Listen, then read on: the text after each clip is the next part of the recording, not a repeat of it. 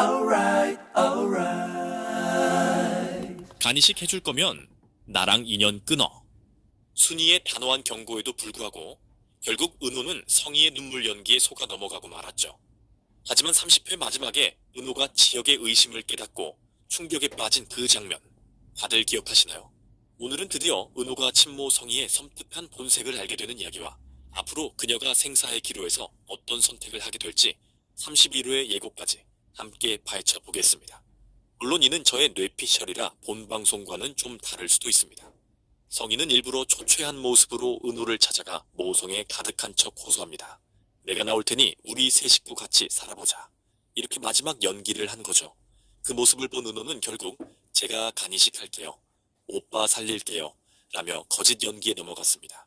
그런데 순이는 우연히 은호의 간이식 서류를 발견하고 놀라서 곧장 성희를 찾아갔습니다. 순이는 성희에게 우리 은호관 뺏으러 왔냐고 머리채를 잡으며 은호는 속였을지 몰라도 난 못 속인다. 절대 내 딸간 못 뺏어간다고 절규했습니다. 하지만 성희의 대답은 충격적이었죠. 나 그의 친엄마다. 당신은 무능한 엄마였잖아. 나 절대로 내 아들 안 죽여. 살아있는 은호 배도 가를 수 있다. 은호 계속 당신 딸 하고 싶으면 당신 딸 선택에 맡겨. 나서지 마. 성희의 잔인한 본심에 순이는 경악하고 말았습니다. 다음날 성희는 순이의 식당까지 찾아가 온갖 악담을 퍼부었습니다. 만일 순이가 간이식을 막으면 은호는 평생 오빠를 죽인 죄책감을 안고 살게 될 거라며 공포심을 심어주고 물러났습니다. 은호의 마음도 편치 않았습니다. 순이에게 뭐라고 말해야 할지 고민하던 은호는 결국 뉴욕 연수라는 거짓말로 상황을 모면하려 했습니다. 지혁에게도 휴가를 신청했지만 지혁은 곧바로 간이식 해주기로 했구나 안 된다며 반대했습니다. 그러나 은호는 허락받는 사이가 아니라고 단호하게 말하고 나갑니다. 한편 순이는 이미 은호가 연수가 아닌 간이식 수술을 하러 간다는 사실을 눈치챘습니다. 순이는 다시 한번 간이식 할 거면 인연을 끊자고 강력하게 말했고 은호가 변명하려 하자 간곡까지 서운함을 표출했습니다. 결국 사무실로 돌아온 은호는 펑펑 울고 말았습니다. 이때 사무실에 있던 지혁이 들어와 하지 말라고, 몸에 칼 떼는 거 쉽게 생각하지 말라고, 다시 한번 의심스럽다고 말하지만 은호는 억지로 껴맞춘 의심이라고 실해하는 내색을 드러냅니다. 순이는 은호를 말리려 애써봤지만 은호는 간고가 간이식이 필요하다고 하면 어떻게 할 거야 라고 반문하며 엄만 그 사람이 미울 수 있지만 간이식이 필요한 건 내 쌍둥이 오빠잖아 라고 설득하는 바람에 결국 네가 하고 싶은 대로 하라고 포기해버립니다. 어쩔 수 없이 이렇게 말한 순이는 다 큰딸의 몸에 칼을 대는 일에 마음이 아파 밤새웁니다. 그런데 은호는 지혁의 합리적 의심을 점차 떠올리게 됩니다. 문득 성희와의 대화를 되돌아보던 은호는 자신이 말하지도 않은 가족사를 성희가 훤히 알고 있었다는 사실을 깨닫습니다. 그럼 그 전부터 날 조사해왔나? 어떻게 알았지? 이에 은호는 성희의 건물에 누수 문제가 처리되었는지 확인하러 갔다가 자물쇠가 바뀐 것을 알게 됩니다. 부동산을 찾아가 물어본 결과 그 건물이 6개월 단기 임대였다는 충격적인 사실을 알게 되었습니다. 이로써 은호는 인테리어 의뢰 자체가 지역의 말대로 자신에게 접근하기 위한 목적이었음을 깨닫게 됩니다. 이 충격의 걸음도 제대로 가누지 못하는 장면으로 30회가 끝났습니다. 다음 회 은호는 지혁에게 전화합니다. 은호에게 달려간 지혁은 충격에 놀라 우는 은호를 달래 사무실로 데려옵니다. 지혁은 자신이 생각하는 의심에 대해 이야기합니다. 먼저 지혁은 성희가 은호에게 다가온 방식에 대해 되짚어 설명합니다. 너무 우연히 반복되지 않았어? 지하철에서 부딪힌 일, 카페에 찾아온 일, 갑자기 큰 공사를 맡긴 일. 이 모든 게 특정한 목표를 위해 너한테 친밀감과 신뢰를 얻으려고 일부러 꾸민 일일 수 있어. 다가온 방식은 절대 순수한 우연이 아니라 계획된 행동으로 보여. 그리고 공사건 말이야. 수개월이 지나도록 공사가 진척이 없다는 자체가 이상하잖아. 네가 확인했듯이 그 건물은 단기로 임대된 상태였어. 거액을 들여 공사를 맡긴 건물주가 건물 사용 기간이 짧은데도 공사를 질질 끈다. 상식적으로 말이 안 되잖아. 이건 그 공사를 핑계로 널 곁에 머물게 하기 위한 수단이었던 것 같아. 은호는 지혁의 말을 듣는 내내 눈빛이 흔들립니다. 은호는 애써 믿고 싶지 않은 듯 고개를 가로젓다가 지혁이 내민 근거들에 결국 고개를 숙입니다.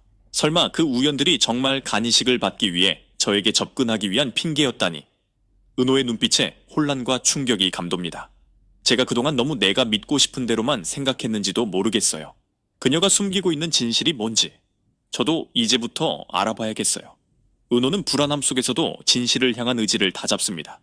지혁은 내가 도울게, 뭐든지 말해 라고 말하며 적극적으로 도울 뜻을 내비칩니다. 은호는 비로소 지혁의 말에 동의하고 성희를 의심하기 시작하며 그에게 도움을 요청합니다. 두 사람은 먼저 순희가 말했던 버려졌다는 말을 확인하기 위해 보유권을 찾아가 봅니다.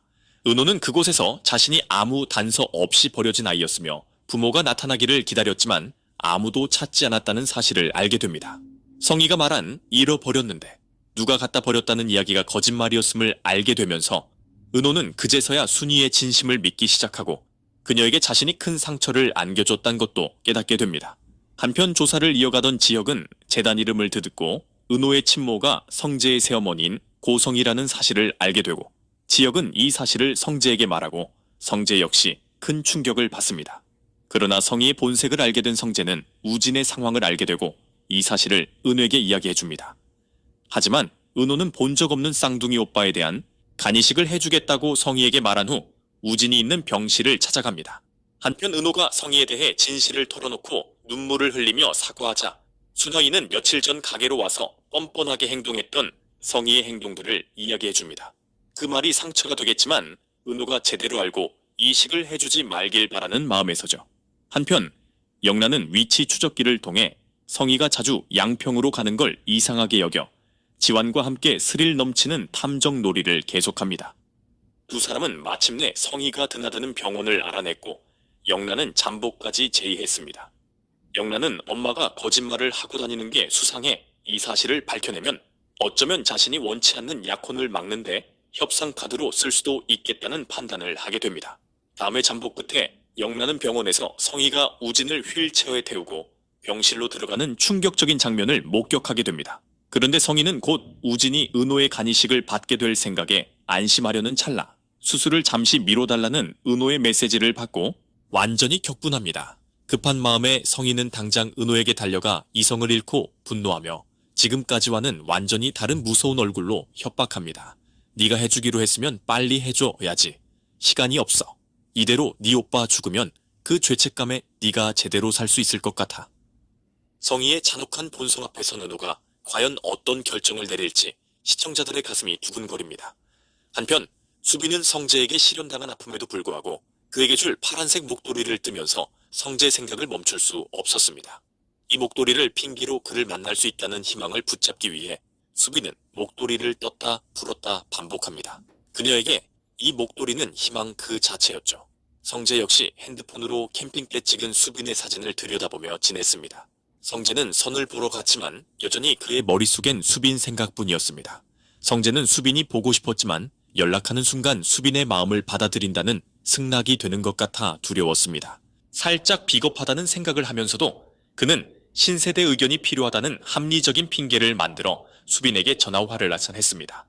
다시 만난 자리에서 수빈은 파란색 목도리를 내밀었습니다.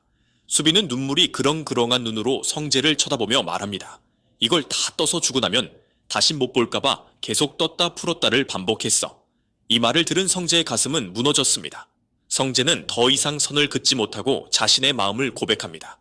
나도 보고 싶었어. 한편 지혁은 우연히 운전 중 취업한 엄마를 보게 되었고 집에 오자마자 난리를 피웠습니다.